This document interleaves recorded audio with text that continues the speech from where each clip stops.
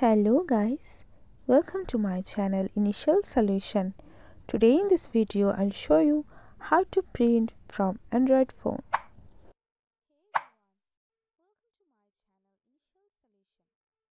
So first of all, choose your file from your mobile or Android.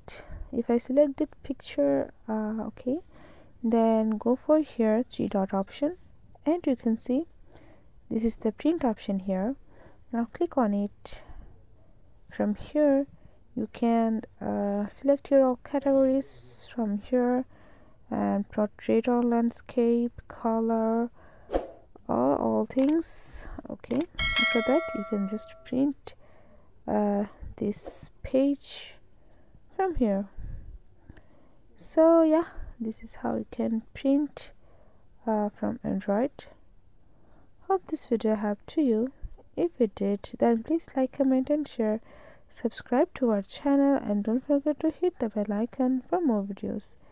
Thank you. This video is sponsored by Xirosoft. Xirosoft offers graphic design, UI UX design, digital marketing and web development. Elevate your brand with Xirosoft today. For more details, check the description box.